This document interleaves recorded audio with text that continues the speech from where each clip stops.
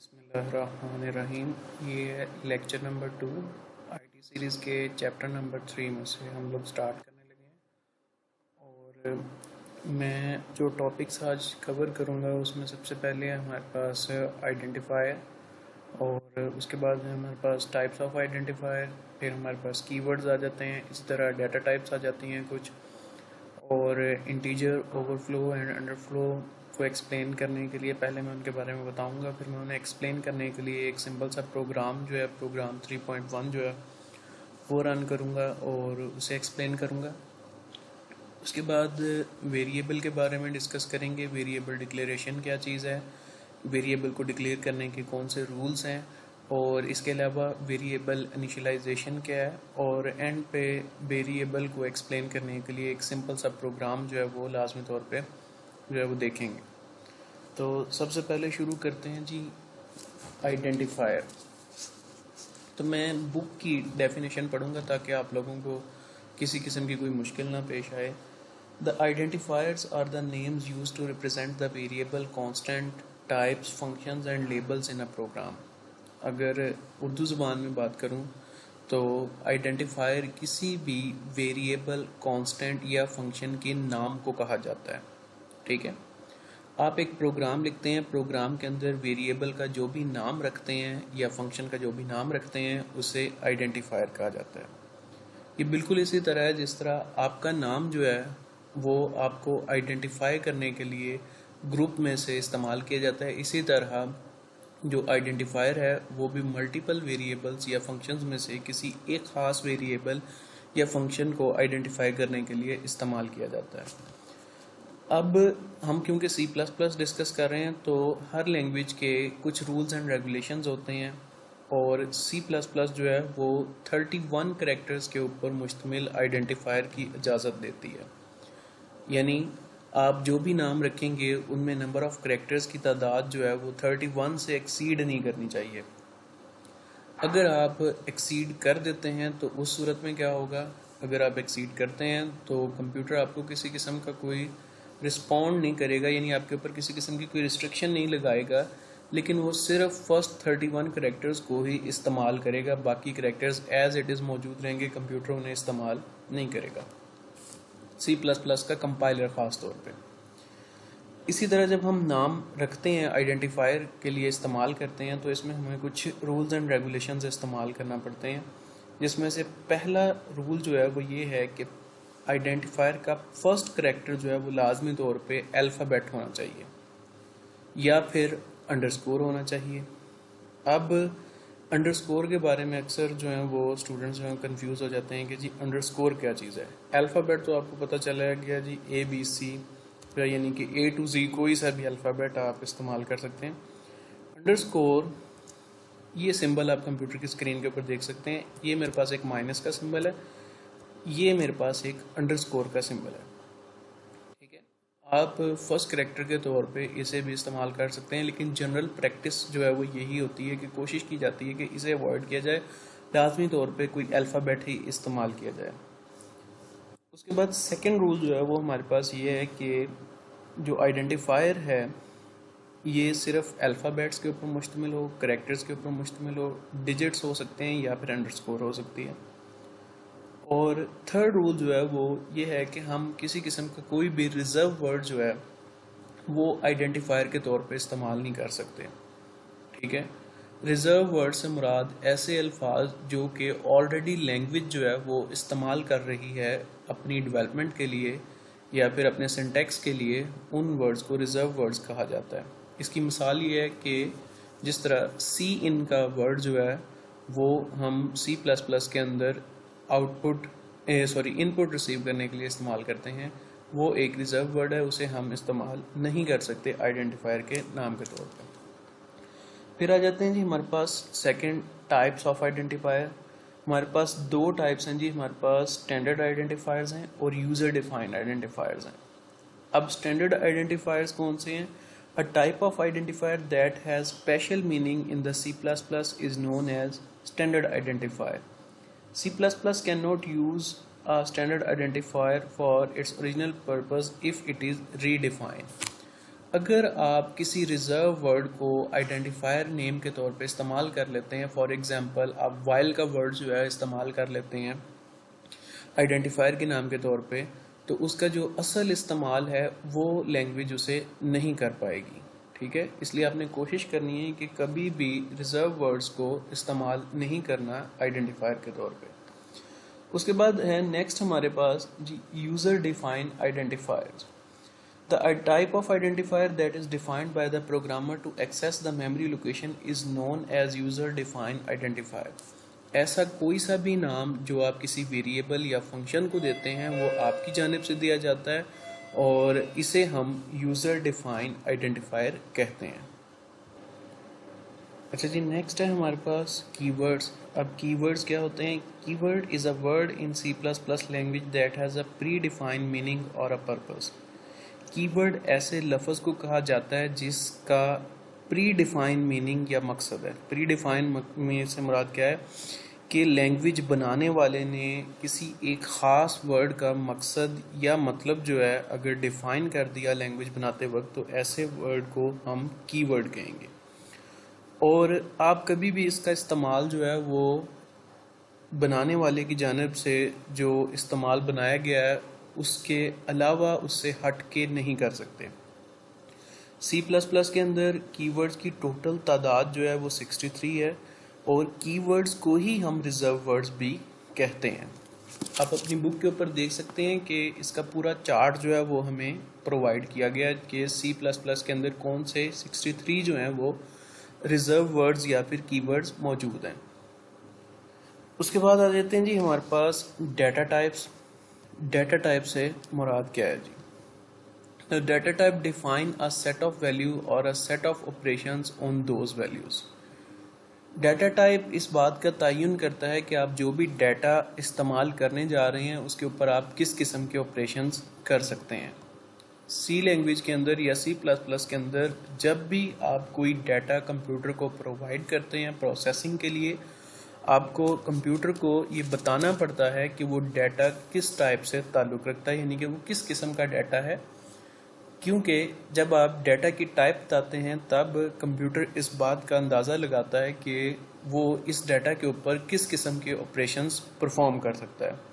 For example, अगर आप integers provide कर रहे हैं और कंप्यूटर को बता रहे हैं कि ये इंटीजर्स हैं यानी नंबर्स हैं, तो कंप्यूटर को इस बात का अंदाज़ा लगाने में किसी किस्म की कोई मुश्किल नहीं पेश आएगी कि वो उसके ऊपर एडिशन, सब्ट्रैक्शन, मल्टीप्लिकेशन जैसे ऑपरेशंस जो हैं वो परफॉर्म कर सकता है।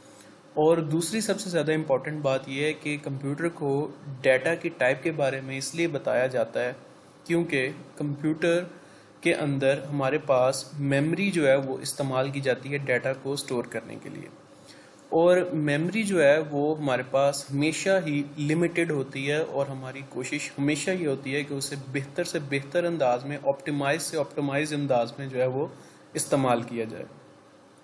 फॉर एग्ज़ाम्पल, आप एक जो है नंबर स्टोर करना चाहते हैं और आपने उसे कंप्यूटर के अंदर स्टोर करना है, तो आपको कंप्यूटर को बताना पड़ेगा कि आप वो किस किस्म का नंबर स्टोर करना चाह रहे हैं। आया वो एक सादा नंबर है या उसके अंदर किसी किस्म की कोई फ्रैक्शन मौजूद है, किसी किस्म का कोई इशारिया मौजूद है।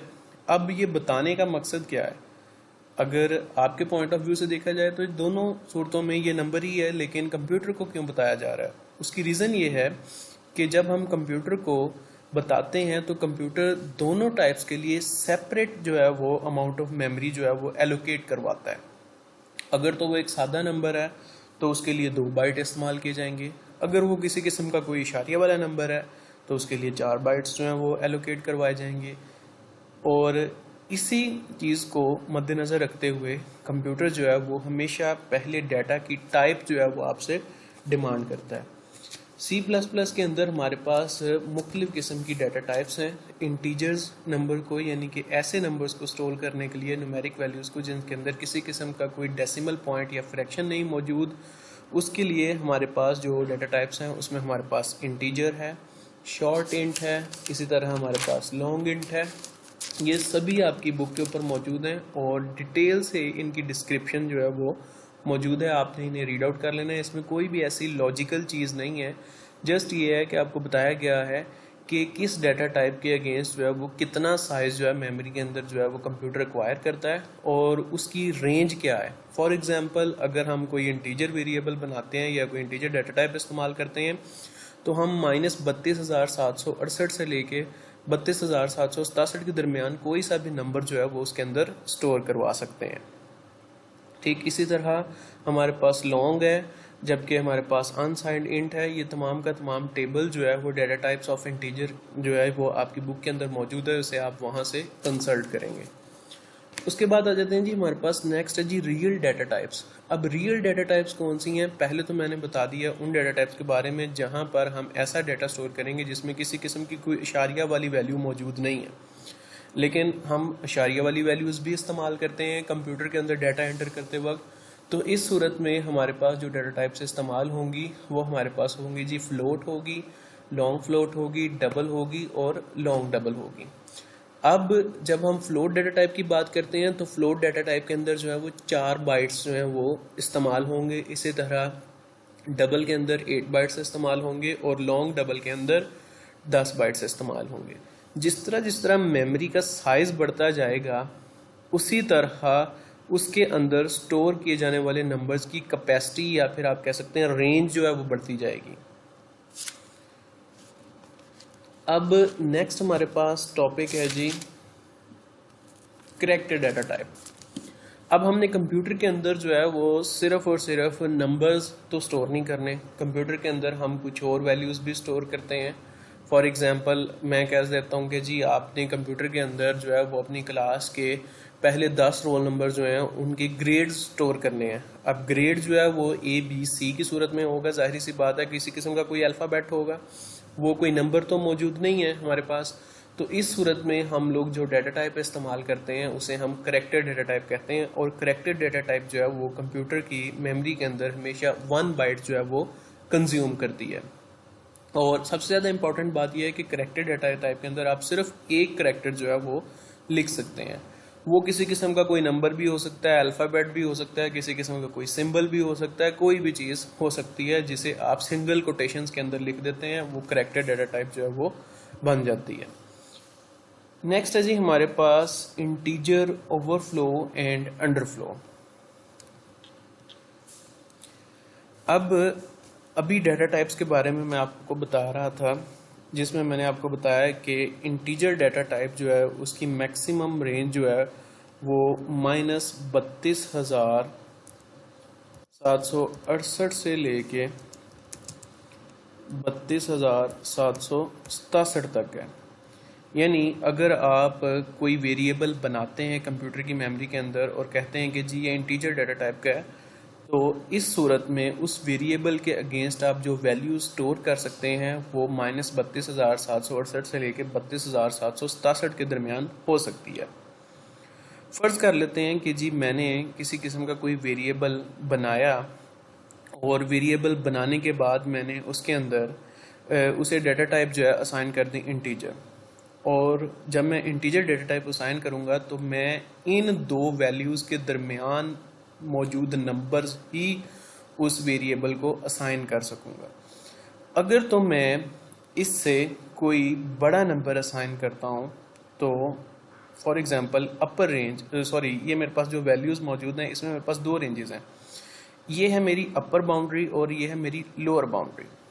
अगर तो मैं अपर बाउंड्री से कोई बड़ा नंबर देता हूँ यानी कि 32,768 स्टोर करवाना चाहता हूँ उस वेरिएबल के अगेंस्ट, तो ये मेरे पास हो जाएगा ओवरफ्लो। ओवरफ्लो की सिचुएशन कहलाएगी।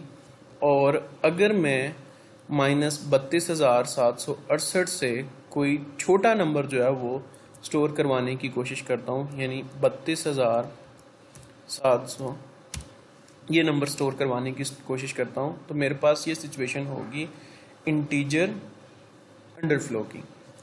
अब इसे एक्सप्लेन करने के लिए मैं एक एग्जांपल जो है वो इस्तेमाल करता हूँ। ठीक है,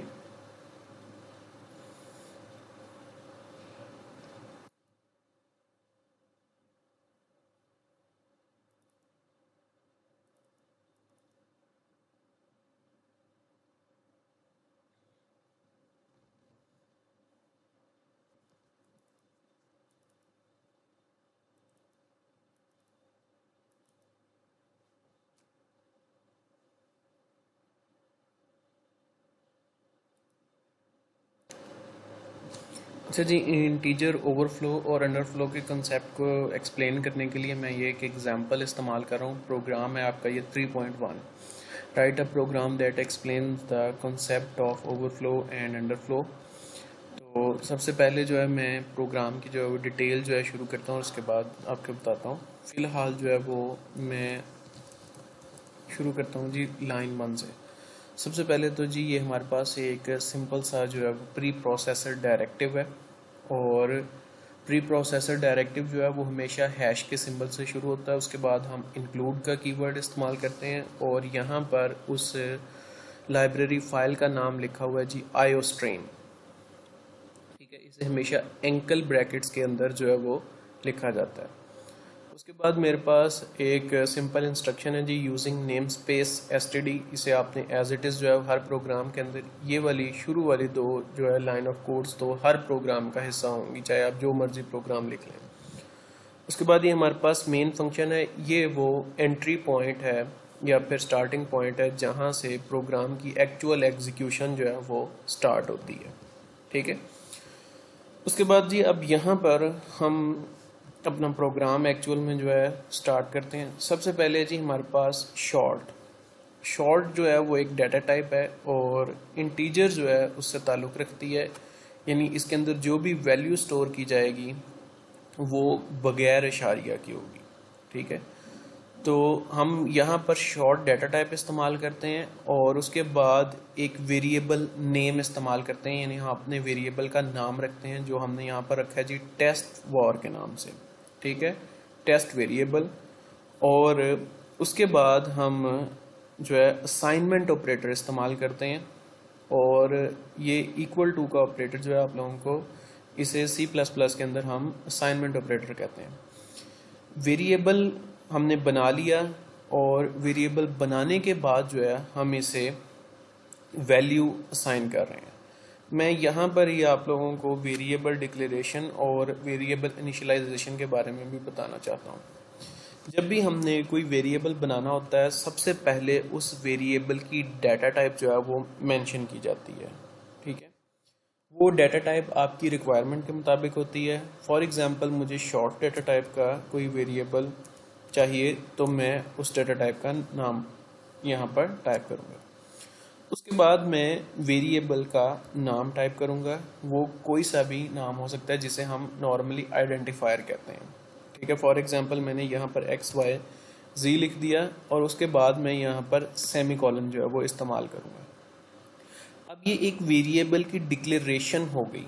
इस स्टेटमेंट के अंदर जो है वो एक वेरिएबल की डिक्लेरेशन हमने प्रोवाइड कर दी, यानी हमने कंप्यूटर को बता दिया कि हम एक वेरिएबल बनाना चाहते हैं जिसकी डाटा टाइप शॉर्ट होगी, उसका नाम जो है XYZ होगा, और उसके बाद हमने यहाँ पर सेमीकोलन लगा दिया। जैसे ही ये स्टेटमेंट एग्जीक्यूट होगी, कंप्यूटर फौरी तौर पे मेमोरी के अंदर जो है वो एक स्पेस एलोकेट करवाएगा, और उस स्पेस को जो है वो XYZ का नाम दे देगा। इस स्टेटमेंट को हम कह देते हैं जी वेरिएबल डिक्लेरेशन, यानी कि वेरिएबल को डिक्लेयर करना। अब ये स्पेस जो है वो इनिशियली खाली है। ठीक है, इसके अंदर डमी डाटा जो है वो मौजूद है। अब हम नेक्स्ट स्टेटमेंट के अंदर करते हैं जी वेरिएबल इनिशियलाइजेशन, यानी हम इस खाली जगह के अंदर अपनी रिक्वायरमेंट के हिसाब से कोई वैल्यू जो है वो स्टोर करवाते हैं। तो हम सबसे पहले इस वेरिएबल का नाम लिखेंगे, उसके बाद हम असाइनमेंट ऑपरेटर इस्तेमाल करेंगे, और जो भी वैल्यू हम इसे असाइन करना चाहते हैं वो असाइन करने के बाद हम सेमीकोलन इस्तेमाल करेंगे। कंप्यूटर C++ के अंदर हर स्टेटमेंट के एंड के ऊपर आपको सेमीकोलन जो है वो लाजमी तौर पर प्रोवाइड करना है। हर स्टेटमेंट के एंड के ऊपर, किसी फंक्शन के एंड के ऊपर नहीं। यहाँ पर फंक्शन लिखा हुआ है, आप स्टूडेंट्स कहेंगे कि जी यहाँ पे सेमीकोलन मौजूद नहीं है, हर स्टेटमेंट के एंड पे। ठीक, और ये मेरी जो सेकंड स्टेटमेंट है ये कहलाती है जी वेरिएबल इनिशियलाइजेशन। ठीक है, इनिशियलाइजेशन से मुराद ये है कि अब मैंने इस खाली जगह को जो मैंने एलोकेट करवाई थी कंप्यूटर से, उसके अंदर वैल्यू 15 जो है वो मैंने स्टोर करवा दी है। अब अगर इस वेरिएबल को मैं इस्तेमाल करना चाहता हूँ, ठीक है, तो मैं इस वेरिएबल का नाम इस्तेमाल करूँगा, और इसके ऊपर किसी किस्म का कोई सा भी ऑपरेशन जो है वो परफॉर्म कर सकता हूँ। फॉर एग्जांपल अगर मैं इसमें जो वैल्यू स्टोर है उसे 2 से मल्टीप्लाई करना चाहता हूँ, तो मैं यहाँ पर सिंपल जो है ये स्टेटमेंट लिखूँगा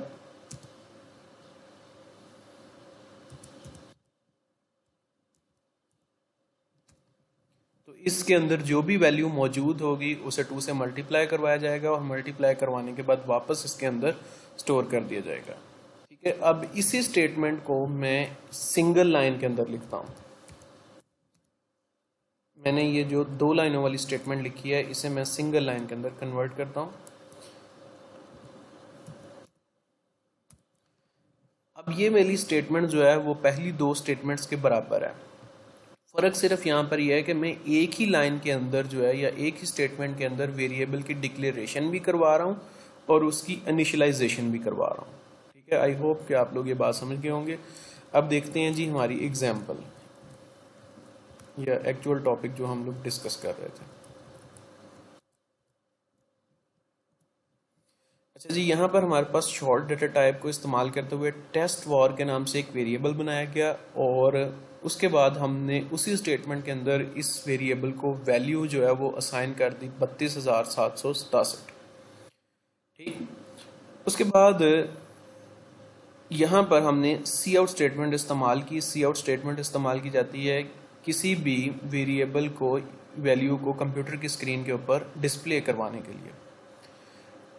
अच्छा, ये चीज़ याद रखने वाली है कि शॉर्ट डेटा टाइप की जो रेंज है वो हमारे पास 32,768 से लेके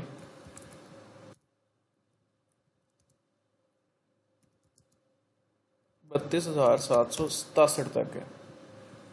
ठीक, शॉर्ट डेटा टाइप की रेंज। अब इसी रेंज को मद्देनजर रखते हुए यहाँ पर मैंने इस वेरिएबल के अंदर 32,767 यानी अपर रेंज को जो है वो स्टोर करवा दिया। ठीक, और उसके बाद मैं इसे कंप्यूटर की स्क्रीन के ऊपर डिस्प्ले करवाने के लिए एक सी आउट स्टेटमेंट जो है वो एग्जीक्यूट कर रहा हूँ। अब नेक्स्ट स्टेटमेंट के अंदर जो है वो मैं क्या कर रहा हूँ, मैं टेस्ट वॉर नाम का जो वेरिएबल मैंने बनाया है इसके अंदर जो भी वैल्यूज मौजूद है यानी 32,767 उसके अंदर मैं +1 कर रहा हूँ। जैसे ही मैं इसके अंदर +1 करूंगा यानी कि अपर बाउंड के ऊपर पहुंच के इसके अंदर वैल्यू +1 करूंगा तो ये इससे आगे तो जा नहीं सकता। इसकी कैपेसिटी नहीं है कि ये 32,768 को स्टोर करे पॉजिटिव वैल्यू के अंदर। ठीक है, क्योंकि हमें इसी के दरमियान में कोई नंबर जो है वो स्टोर करना है। तो जैसे ही मैं प्लस करूंगा कंप्यूटर किसी किस्म का कोई एरर जनरेट नहीं करेगा, बल्कि कंप्यूटर क्या करेगा या कंपाइलर क्या करेगा, वो 32,767 के अंदर प्लस करने की सूरत में वैल्यू को घुमा के ले जाएगा -32,768 पे। यानी अगर आप अपर बाउंड के ऊपर खड़े होकर +1 करते हैं तो वो आपको ले जाएगा लोअर बाउंड के ऊपर।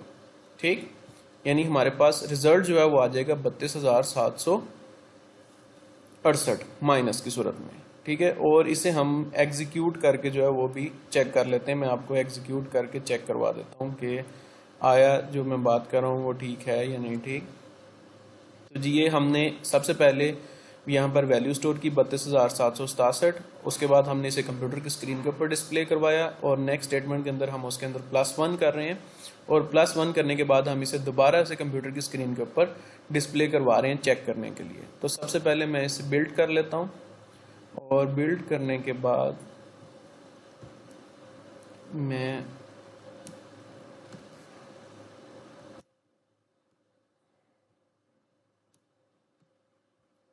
इसे रन करता हूं। आप देख सकते हैं कि हमारे पास 2 आउटपुट्स रिसीव हुई हैं। ठीक है, अब ये 2 आउटपुट्स क्यों रिसीव हुई हैं, क्योंकि हमारे पास 2 सी आउट स्टेटमेंट्स थी। पहली है जी टेस्ट वॉर के नाम से, यानी कि जो भी वैल्यू स्टोर है उसे एज इट इज कंप्यूटर की स्क्रीन के ऊपर डिस्प्ले करवा दिया जाए, जो कि आ रही है हमारे पास 32,767।